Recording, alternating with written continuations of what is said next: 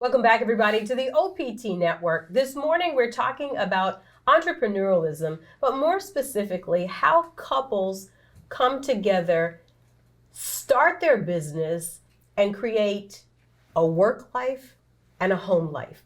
Joining us this morning are a couple that have figured it out and are figuring it out and celebrating 10 years of entrepreneurial bliss.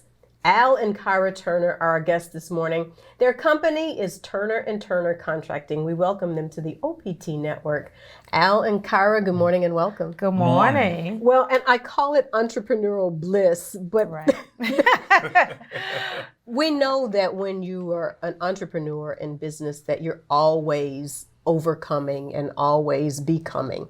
But before we talk about that, take us back to the beginning and how you guys started your business. Al, who wants to start?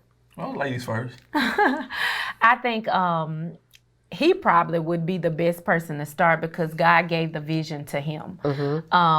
It was always, I grew up in rural Mississippi and I was raised by an educator. My mom was a machine operator. So the goal for us was to graduate high school, go to college, get your degree, get a great paying job, and move up the ladder. So I really didn't and stay realize, there 20 or 30 years. Right. Keep moving up, vertical or horizontally. Just move up and get into position. So I really didn't realize entrepreneurship. But Al, on the other hand, he would tell me stories about how he would go off in the summer with two of his cousins who own businesses. And, and that's where I believe, if he correct me if I'm wrong, the spirit of entrepreneurship came about, going away those summers with his cousins and seeing that. But that was not something that I realized. And so he always knew that that's what he tells me. He always knew that he wanted to be an entrepreneur. But you were working though, Al, and then so now you have this in your belly, but you got to figure out how to birth it. Correct. And as far as birthing it, I just allowed my passion to drive me.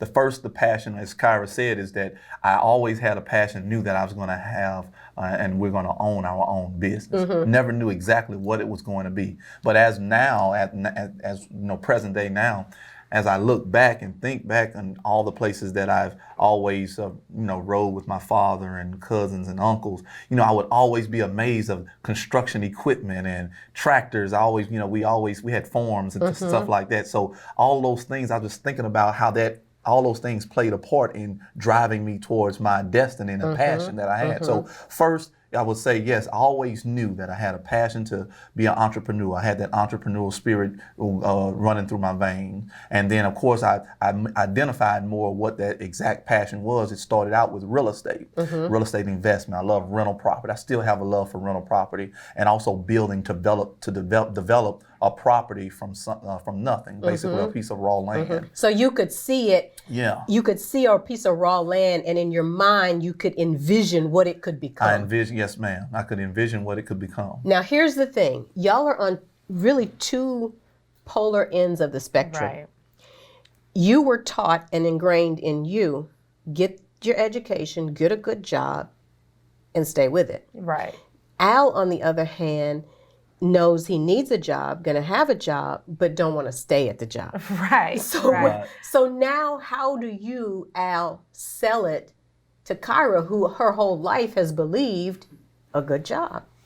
Well, and the best way I can explain it, I'm just going to be blunt. Absolutely. is that having a great job, that's a great thing. And I'm speaking from my perspective. We talked about this personally. Having a great job is a great thing. I like that. Loved our job. Having a great job is a great thing. It's a great thing. It's a great thing. But I knew it is my passion to be more, to be greater. And having a job will always set limits. You can be great, as good as you want to be, and be the best employee that you can be. But again, and that passion that was driving me is that I always hit the ceiling, and that was that entrepreneurial spirit saying, look, trying to bust out past the ceiling.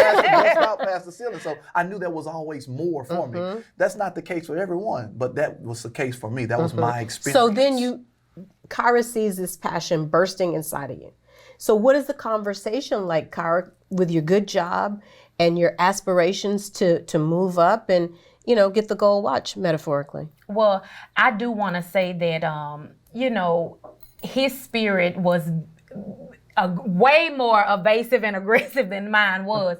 However, I don't think he had to convince me as much because, like he said, in the business world or just in the sector, my experience was, you know, I experienced a lot of stress in the area of business that I worked in. Mm-hmm. And so I loved what I did, but I knew that there had to be something better. Mm-hmm. Like I was like, oh God, I'm going through this, I'm going through that. I just wanted to be free to do or to be as creative as I could possibly be, because I felt like in those different positions that I had, I wasn't able to flourish and be my best self. Mm-hmm. So I think in that, we kind of had the same feelings. Although I still didn't realize entrepreneurship, I knew that I wanted something more too. Mm-hmm. Something else. Yeah, something else. Okay, so here's what people that will look at you today, a decade later, and say, well, they probably had money, or they probably had a savings, or she's got a husband, or he's got a wife. So how do you take this thing that is just a dream, a vision, and you turn it into something viable that will support your family? Mm-hmm. Well, as you were saying that in my mind, I was thinking about Les Brown.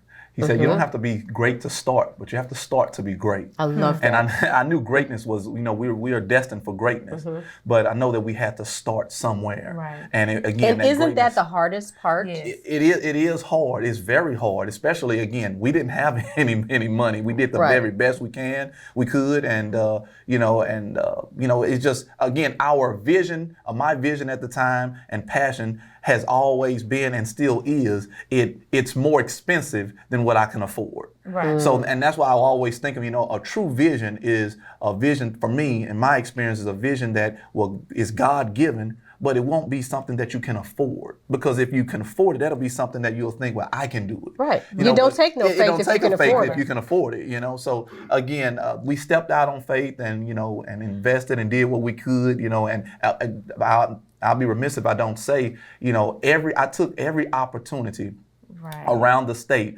from Alexandria, Central Louisiana, on to New Orleans and north of the state as well. Whenever I heard about a training or anything considered associated with construction or contracting, residential, commercial, or in between, I would always take the opportunity to register and to go, no matter what it cost me, to find out more about business, about entrepreneurship, about construction.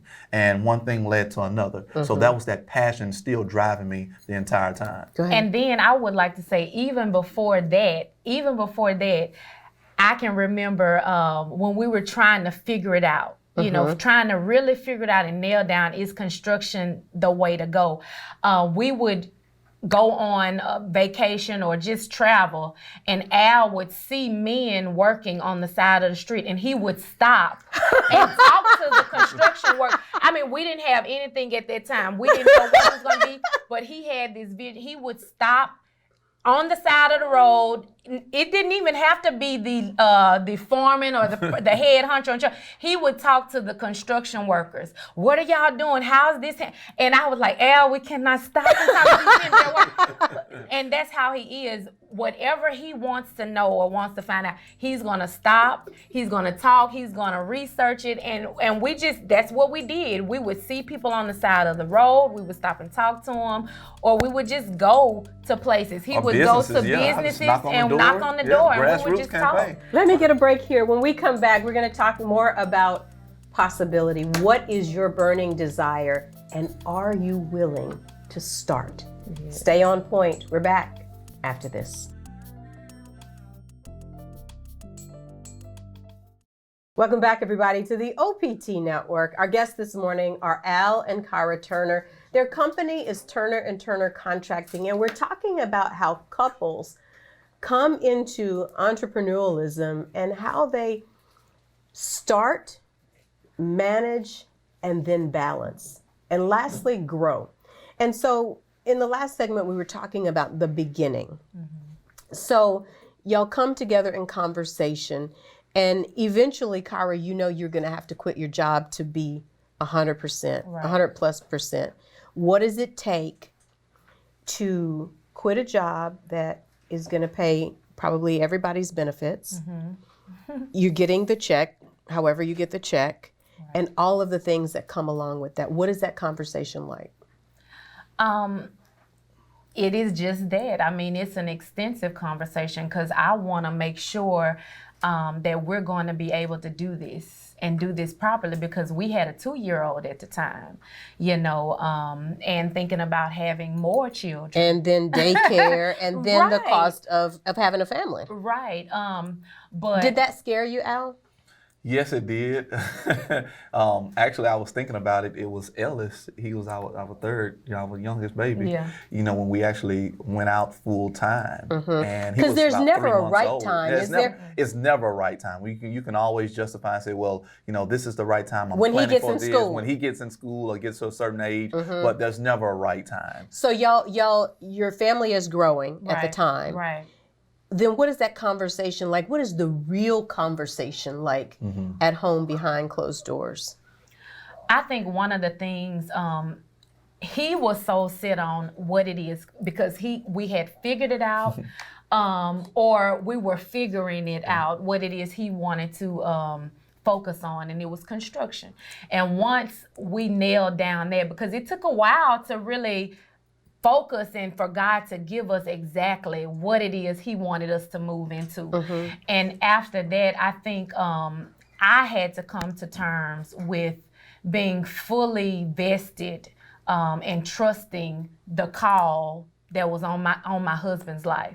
You know, because, you know, as a woman, like we talked about earlier, sometimes we have to make sure that we're secure, and you know, we don't have that conversation where our husbands are like, well, you know, if it gets bad, well, you know, well, you can go, and this is my business, you know, and all of those things. So I wanted to make sure that we were in total agreement that although the vision was given to you, it's ours. This is something that is ours. We have to cultivate it together, the good, the bad, and the ugly.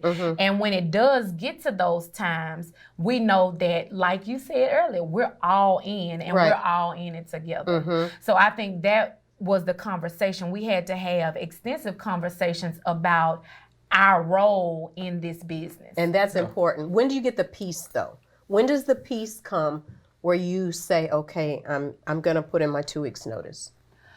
Do you remember the piece?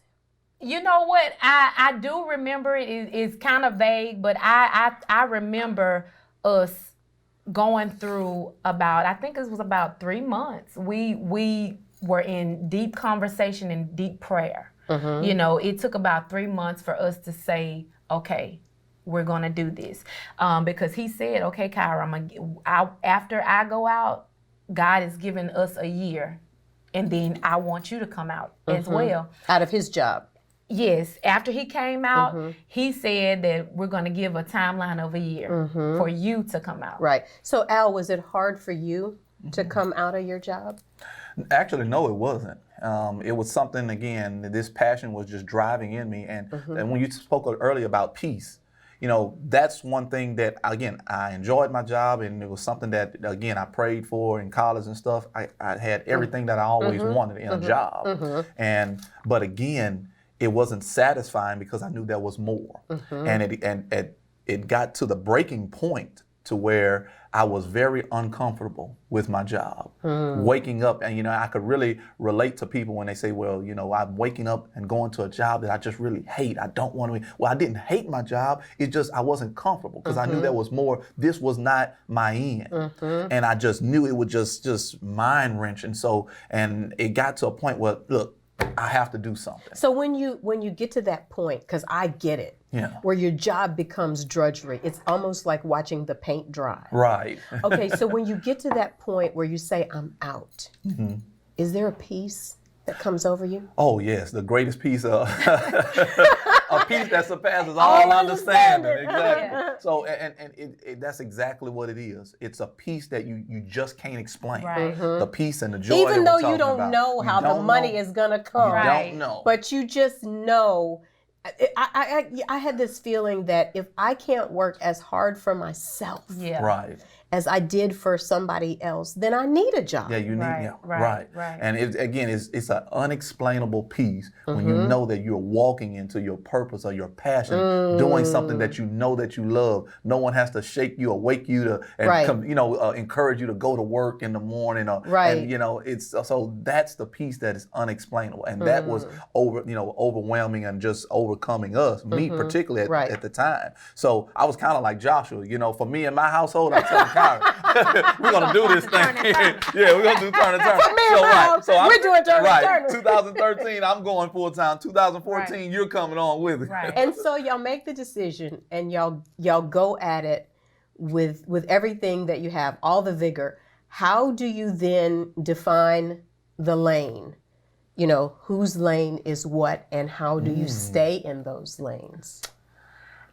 Time, I think we didn't clearly define our lanes in the beginning. Okay. I think we had to stumble over each other a little bit before we really clearly defined what each other would do. I think a lot of it, though, was already defined because Al had already started to make contact out in the field. He had started going out and talking to different people to build the business already. And I was doing the back end work. I mean, it was just normal. I'm more organized. I'm more savvy in thought as far as what we need to do to make the front end work. Right. And so, I mean, we just fell into place. But then do you try to learn the front end, the front part of what Al is doing? I am now. I would say she wasn't receptive at first. Well, I wouldn't say I wasn't receptive, but it just took a while because I have to first attack what it is I have to do to grow the first part of the business. We've been in business for 10 years.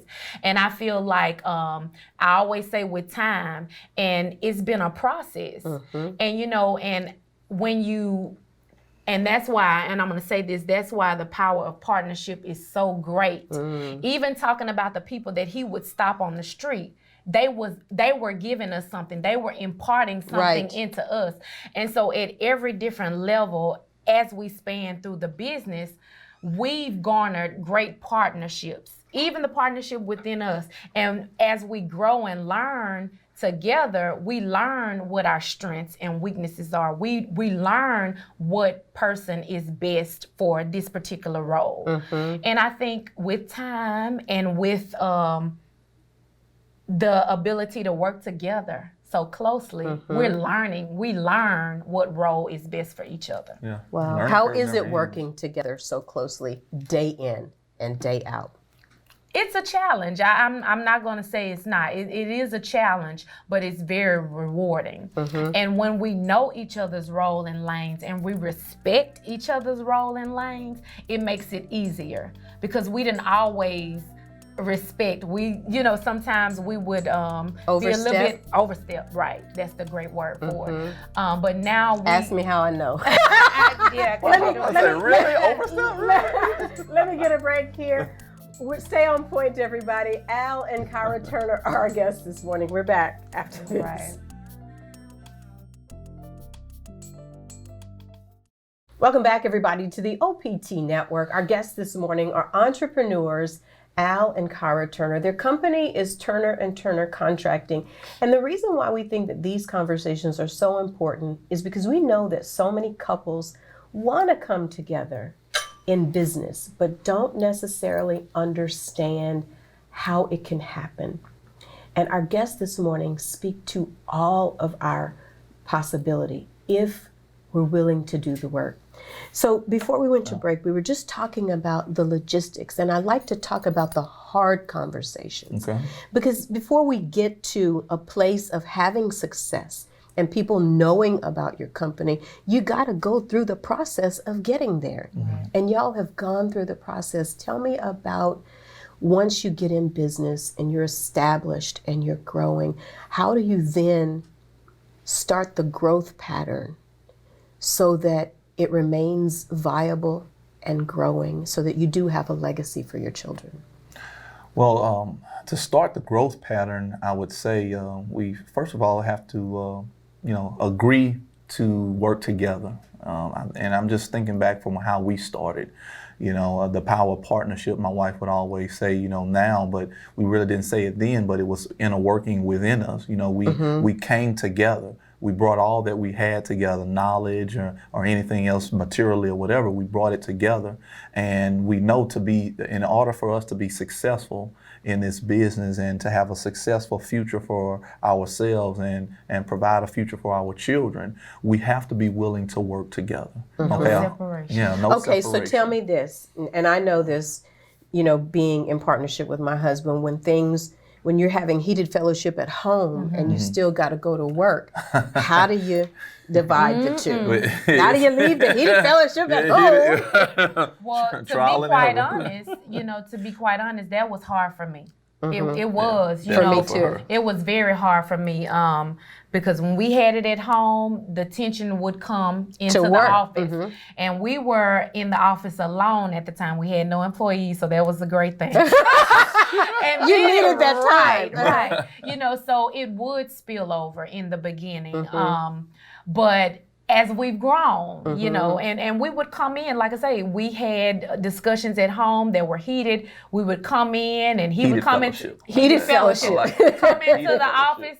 And I dared him in my face to say anything to me. I was like, Don't you talk to me. not say that. And then, and the same for him. And, and it in our little office building, it would get a little loud sometimes, because that's where we were then. But as we've grown. Thank God for growth. Yes, thank God for growth. It takes time. And it takes time. And so does it strengthen you as a couple when you can, have a marriage relationship and then have a business relationship? Is there a strength there that happens, you think? Oh, definitely. I think it strengthens all the bonds that we have together. Again, before all of this transpired, we had to have something to build on, a foundation. Right. And that's why I just want to really say, the foundation, she was raised in the church, myself as well, but we know God was leading us to something. So we had that foundation with God and everything, but again, it just strengthened us too as well. And then working together in business, we always have our time for one another. For instance, every summer we have family time. Well, the girls have their time, and the fellas, we have our time. Boys with boys, girls with girls. Right. So and then family all come together. So it's about balance. Right. And that's why I say everyone has their time, and it brings us all together. And tell me about y'all's time where there's no kids. The girls with the boys and me and you. Well, those times are kind of rare. Right. Those are so we got to work on that balance. Yeah, but I think we're doing good. Do you take for granted that because you're together all the time? And sometimes we do, because Al is a talker. He's a talker, and I'm not, so to speak, a big talker. Like if I'm passionate about something, I will. And so sometimes our business relationship can kind of overcloud things because, if I'm exhausted from work or I don't want to talk about Turner or, I don't want to bring it home, I think I unconsciously equate him with Turner. He's Turner. So I'm going to go in the bedroom and I'm going to decompress and I don't want to talk, but it's a difference. And I think that's one of my biggest challenges is to, I guess, not associate or unconsciously associate him with the business, not turning him off, but turning the business off. That's off. good. Right. Are you able to receive that, Al, you think? Sometimes. And so that it doesn't seem like a rejection of you, but it's like I just need to turn off the business. I'm not turning you off. I'm turning the business off. Well, I always mess with her because, I never know what to get with what Kyra to get. But no, actually, that's something within that, again, myself as well as all men in business, we have to realize, again, a lot of things come with time. I'm starting to know her more, learn more about her, as well as the business and everything that comes with the business and the family. And learning to speak her language, learning the language that she's speaking to you and vice versa. Right. To speak her language, particularly we're talking about speaking love languages. Huh? Seven love languages, I think it is. 5. Yes, so, 5. 5 love languages. But, that's exactly correct. Learning to speak her language. So tell me about the business and the growth and how it's really just gone through probably. Has it exceeded your expectation? Well, yes, it has exceeded our expectation, and it does come with its challenges, and you have to commit to doing better. But the business has grown tremendously from a standpoint of opportunity. I always use that word opportunity because I feel that's more of our purpose to provide opportunities. We never thought that we'll have 10 employees and growing on beyond from employing all types of people in the community, with retired veterans, etc. So those are the type of opportunity where we realize that our business is more than just about us. And because it started out with the mindset of our family, making this happen for our family. But now we have 10 to 15 other families that we have to think about now. And that's a blessing. It's amazing.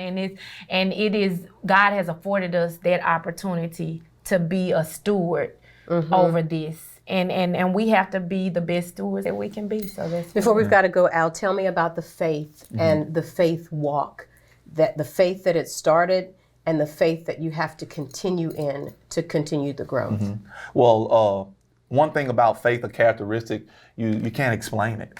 You can't explain it. You only can feel it. Okay, that's where that passion comes in, and it's just a small voice, that's deep down inside of you that's telling you about your passion, what your passion is, and that what your passion is because you can't explain it. You're just passionate about it. You want to do it. You want to press on and move forward. And when you follow the passion, that voice down inside you, which is, I believe, is the Holy Spirit speaking to us, is telling you to move forward, and you'll be successful at whatever it is as long as you adhere and obey that deep voice inside you, which is the Holy Spirit leading. And I'm speaking from my personal experience. Absolutely. Can you imagine if 10 years ago you would have tamped down that passion? Thank you, Lord.